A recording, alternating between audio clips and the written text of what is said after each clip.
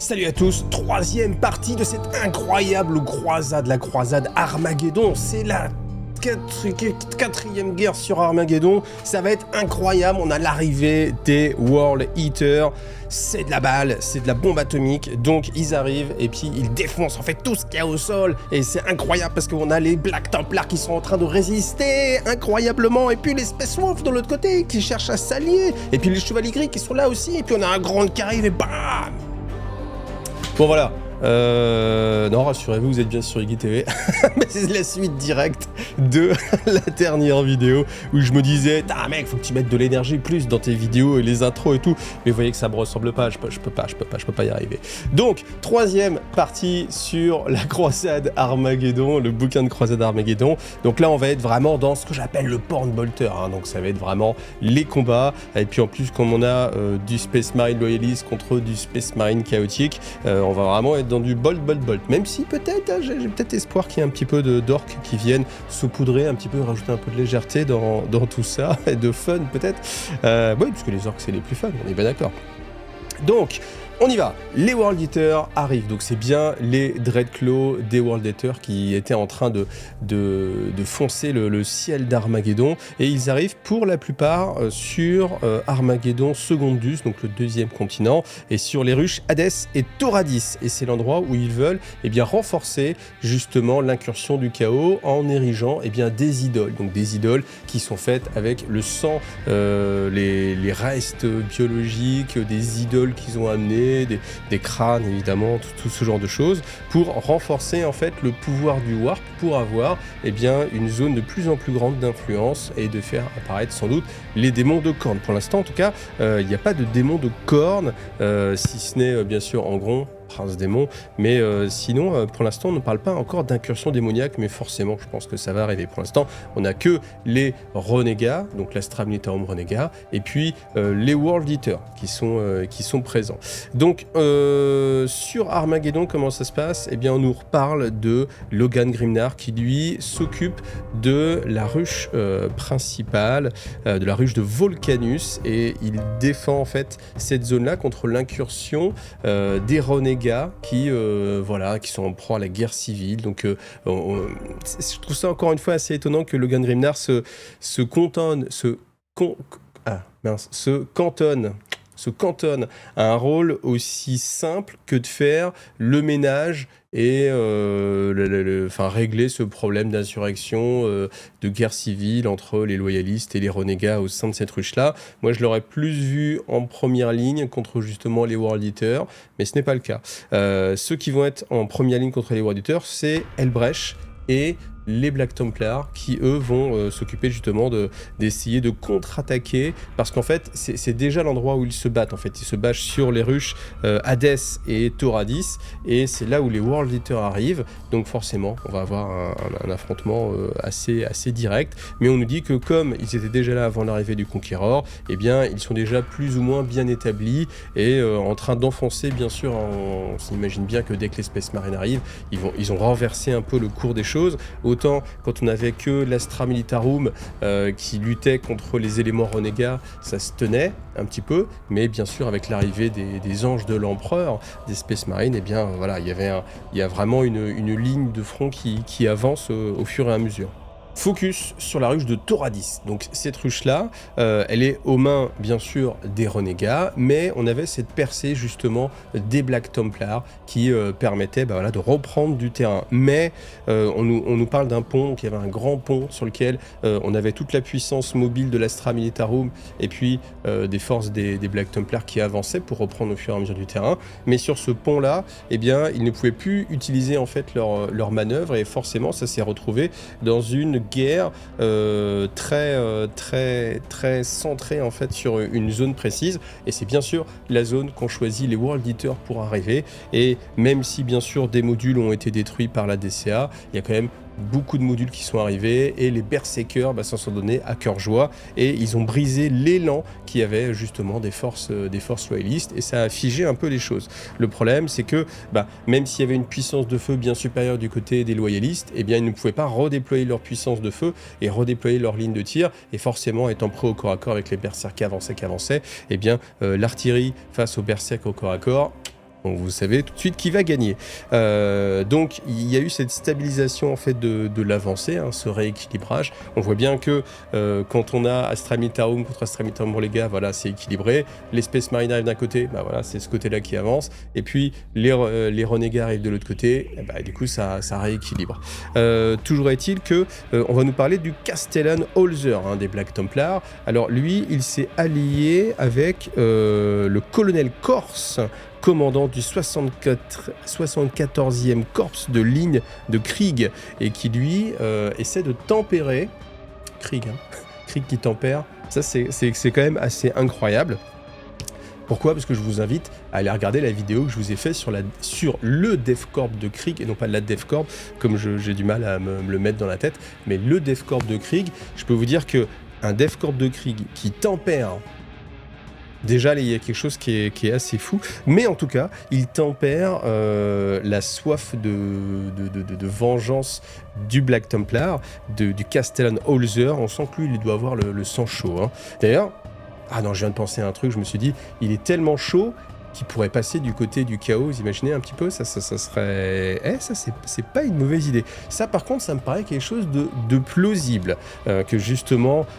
la soif de vengeance, ça le fasse passer du côté hérétique. Et en fait, vous vous rappelez que quand on avait fait les arches fatidiques, justement, qu'il y a énormément de loyalistes qui sont passés du côté du chaos, justement, quand Khorne lui-même a fracturé en fait une planète, coupé en deux une planète. Ah ouais, c'est assez épique, hein. Ce qui s'est passé dans les arches fatidiques, c'est vraiment assez énorme, assez épique. Donc là, je sais pas si ça arrive jusque-là, mais on peut raisonnablement imaginer. Et en plus, je suis vraiment en train de me faire à cette idée-là que peut-être Castellan Holzer va trahir, va passer du côté du chaos. Alors je suis désolé pour tous les joueurs Black Templar, bien sûr, hein, ça, ce n'est pas du tout dirigé contre vous, mais c'est pas impossible. En tout cas, il réussit malgré tout pour l'instant à se faire tempérer, encore une fois, je dis mal à le dire, hein, par le colonel Corse des forces de Krieg pour essayer de partir sur une guerre de tranchées. Bon, alors ça, ok, ça on comprend que Krieg veut faire la guerre de tranchées, mais qu'il tempère la véhémence d'un combattant, ça c'est un peu plus difficile à croire. Et surtout que Castellan Holzer, il se fasse tempérer.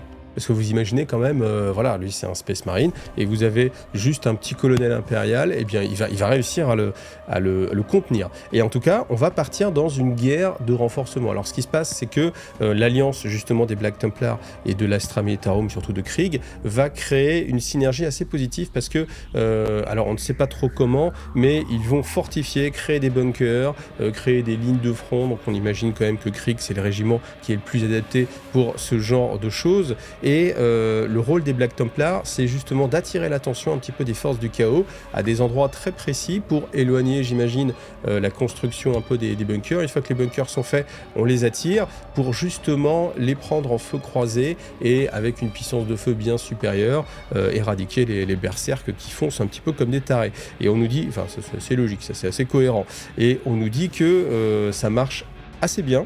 Parce que au fur et à mesure, eh bien, à chaque fois, il y a une petite avancée comme ça des Black Templars. Ensuite, ils reviennent, ils attirent avec eux des forces du chaos qui se prennent les défenses, les bunkers, les réseaux saturés de gardes impériaux et voilà, qui décèdent. Et puis comme ça, le terrain qu'on a pris, on va le refortifier et petit à petit, comme ça, eh bien, cette tactique va fonctionner et va permettre à l'Imperium de prendre du terrain. Donc on imagine quand même que là, voilà, Holzer a bien fait d'écouter le colonel de Krieg.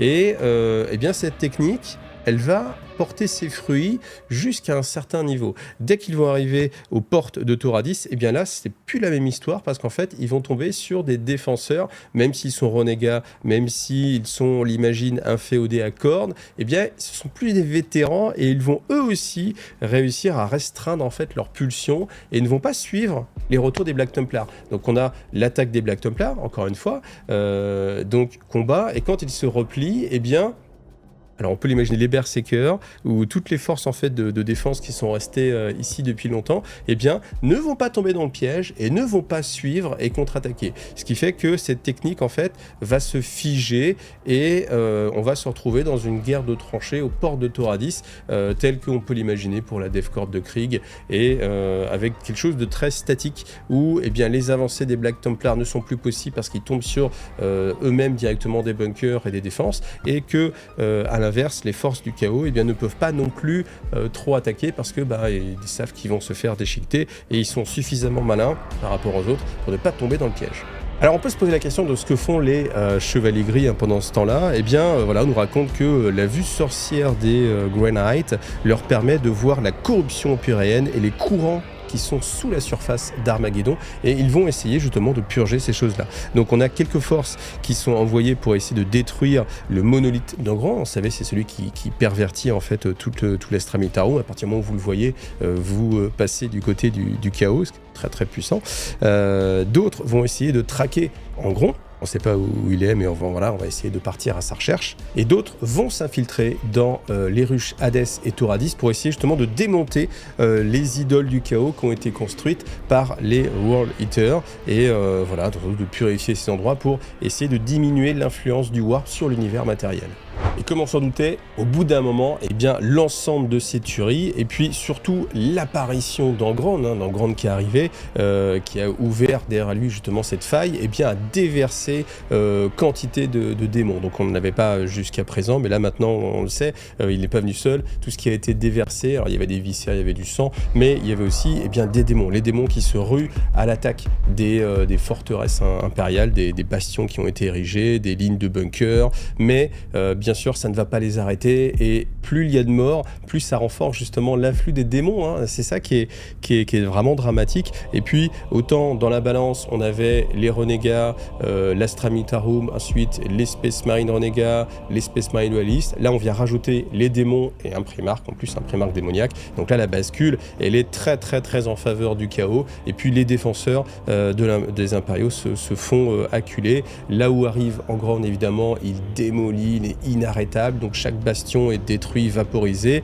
et comme toutes les lignes impérateurs qui avaient été établies justement pour endiguer la progression des renégats et du chaos, eh bien se retrouvent défoncés à chaque fois. Angron arrive, il perce tout, et vous voyez, c'est là où vraiment j'insiste, mais il a un rôle qui est énorme, et il change le cours de la guerre à lui tout seul. Alors c'est ce qu'on attend sans doute d'un Primarque, mais là vous voyez il est inarrêtable. Les Black Templars ne peuvent pas stopper sa progression, on l'imagine bien, et comme ça de ligne en ligne ils sont obligés de reculer, ce qui est très dur pour Holzer qui lui est plutôt, c'est un croisé Black Templar, donc il a plutôt tendance à vouloir aller à l'attaque. Là c'est vraiment un contre-cœur, mais il se rend bien compte qu'il ne fait pas le poids, donc il se rend bien compte qu'il doit replier pour essayer de renforcer le plus possible la dernière ligne de défense. Il reste encore une ultime ligne de défense, c'est la ligne Imperator Alphus, qui est qui a été la première à être développée, donc qui est la plus renforcée,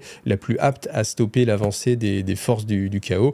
Mais on voit bien que ça ne suffit pas, parce que les machines démons qui se déversent, bien sûr les sanguinaires, les chiens de corne, tout ce que vous pouvez imaginer vient au corps à corps dans les tranchées, nettoie les tranchées, et même si les soldats de Krieg restent valeureux et puis défendent chaque pouce de terrain jusqu'à en donner leur vie, ça c'est normal, c'est Krieg, mais ça ne suffit pas. Donc on nous dit que plus de la moitié des forces de Black Templar sont fait décimer, et qu'il ne reste plus que justement la moitié du régiment du colonel de Krieg pour garder un semblant de troupes impériales encore en vie, et qu'ils vont renforcer encore une fois la dernière ligne de défense. Est-ce que cette ligne de défense elle va pas se retrouver encore une fois vaporisée par un Angron? On ne le sait pas, parce qu'après maintenant je vais vous parler de la ligne Volcanus. Donc Volcanus, c'est aussi une ruche qui est sous les attaques. Alors c'est une ruche qui a été beaucoup sous les attaques encore des orques. Donc la plupart des combattants sont des combattants expérimentés qui mènent la guerre depuis pas mal de temps pour se protéger justement des invasions orques.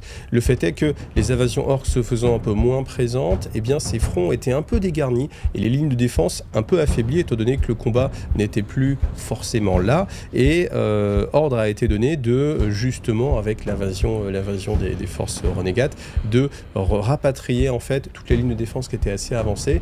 Tant pis pour les orques, parce qu'on imagine bien que les orques n'ont pas été éradiqués, et puis de se regrouper pour faire face justement aux incursions des renégats. Alors les renégats, eux, quand ils vont attaquer Volcanus, eh bien pour une fois, ils se posent assez loin, parce qu'en fait la ruche Volcanus est quand même très bien défendue, et ils se mettent hors de portée des canons, de l'artillerie, et puis ils vont débarquer du matériel lourd cette fois-ci. Donc on va avoir des transporteurs de troupes, donc on peut imaginer des Land Raiders, des Rhinos, des chimères renégates, enfin tout ce genre d'appareillage. Même si je me demande si avec les World Eaters, il doit y avoir quand même des forces de renégats avec de l'équipement militaire. Donc ça va être un équipement militaire qu'on nous dit assez lourd, qui va être déployé pour aller justement attaquer Volcanus, et que dès qu'ils se sont posés, eh bien ils avancent assez rapidement pour rattraper les forces qui sont en train de se redéployer, et que comme le front a été pas mal dégarni, il y a peu d'armes lourdes, même si quelques armes lourdes réussissent quand même à abattre certains transports lourds, la plupart se font rattraper, se font décimer,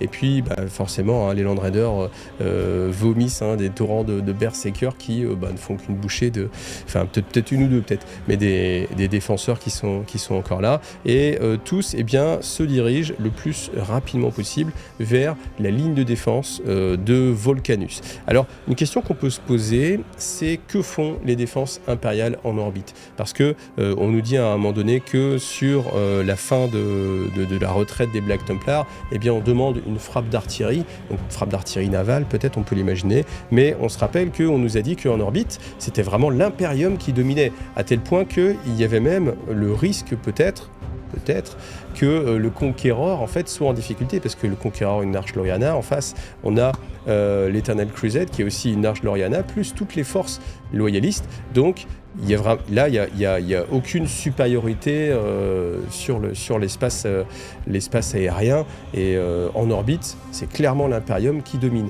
Et à quoi sert cette dominance si elle ne peut pas se traduire en bombardement orbital en fait? Et là en fait il y a vraiment cette avancée des forces du chaos. Alors autant je veux bien imaginer que les défenses statiques de Volcanus, et encore, aient du mal à frapper assez loin, assez suffisamment loin, même si la guerre moderne nous montre que c'est très facile de frapper à des centaines de kilomètres. Donc on peut imaginer qu'à l'époque de Warhammer 40 000, on puisse atteindre des cibles qui sont très lointaines. Mais c'est vrai où là, je fais un petit parallèle, mais c'est vrai que comme en ce moment, on voit avec l'actualité comment se passe une guerre un peu à notre époque, certains types de guerres, on peut s'étonner que tout simplement l'Imperium avec leur défense ne puisse pas frapper à plus d'une centaine de kilomètres, alors que nous on peut. Je pense que là c'est peut-être un peu une faiblesse, je pense des choses, de décrire, parce que là on a vraiment quelque chose de très statique. Donc on a une ruche avec des gros canons, ils peuvent pas tirer assez loin. On oublie complètement qu'il pourrait y avoir des missiles, même si les missiles existent, parce que les missiles réussissent à abattre les Dreadclaws, ou que on a des Strike, on a des Manticore, donc la technologie pourrait leur permettre de stopper ça. Mais non, ils sont hors de portée. Ça fait très jeu vidéo, c'est-à-dire que on a les canons, ils ont une portée, 127 km, eux ils se posent à 130, tac, ils débarquent tout, et ça avance. Et je ne sais pas pourquoi, mais on peut se dire aussi, mais pourquoi quand ils avancent en fait avec les Land Raiders, etc., pourquoi ils ne se font pas détruire à ce moment-là en fait? Parce que autant je veux bien imaginer que les transporteurs sont pas bien efficaces pour lutter contre le feu de la ruche, je pense pas qu'un petit Land Raider soit beaucoup plus apte à le faire. Alors après on se dit oui, ça se faufile, c'est des petites cibles, c'est plus difficile à cibler, mais tel que c'est décrit, c'est toujours des marées de véhicules, donc je pense que là, il devrait y avoir une attrition beaucoup plus forte justement de la ligne de défense de la ruche Volcanus. Et puis, Que fait l'artillerie navale? Là vraiment, parce que le soutien aérien, le ciel, normalement, il est vraiment dominé par l'Imperium, et c'est assez rare qu'on soit dans une situation où l'Imperium domine sur quelque chose, et là, c'est le cas, ça devrait être le cas, c'est le cas, mais ça ne se traduit pas pour les défenseurs, en tout cas de Volcanus, donc on va voir si, et j'espère vraiment que dans la suite du récit, il y aura ce passage-là où on verra que la marine impériale, ou l'Arche Gloriana, l'Eternal Crusade qui est en orbite, eh bien, va avoir un impact assez important, parce que s'ils sont en orbite et si on a quand même une Arche Gloriana qui défend le monde, mais qu'elle va rien faire contre le Conquérant, elle va pas chercher à aller au combat, c'est un peu triste quand même. Puis on se demande quel est l'intérêt tactique d'avoir un bâtiment aussi puissant si il n'est pas capable d'empêcher le débarquement, et puis de toute façon après il ne joue aucun rôle dans la bataille. Ça, c'est un peu frustrant pour l'instant. On va voir la suite. Alors on nous parle de la suite de la quête, hein, c'est des petits paragraphes à côté, les fragments maudits. Donc on apprend que les chevaliers gris, avec le grand maître Morvan, eh bien, cherchent 8 fragments qui contiendraient eh bien, des réminiscences de l'essence d'Angron, et qui pourraient permettre de créer un rituel de bannissement qui pourrait refermer la porte de l'Ange Rouge.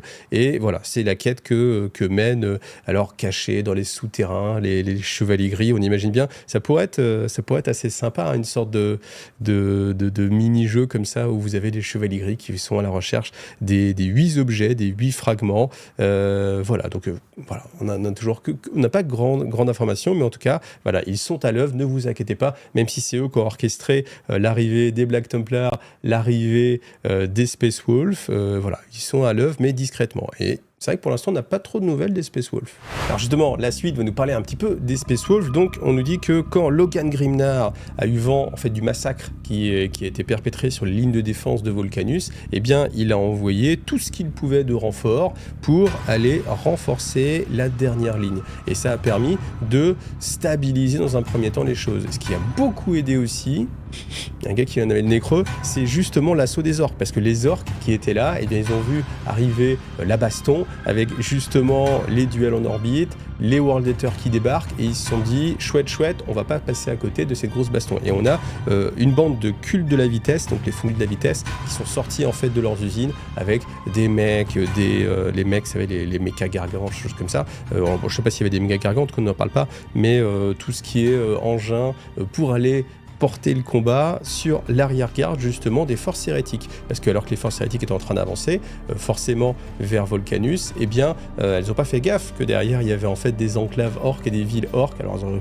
préparé un petit peu quand même l'assaut, et ce qui fait qu'elles se sont trouvées entre deux feux. D'un côté justement le recul, alors qui n'était pas vraiment une menace, hein, parce que du coup les demi-forces des Black Templars et des Krieg étaient vraiment très diminuées, donc reculées.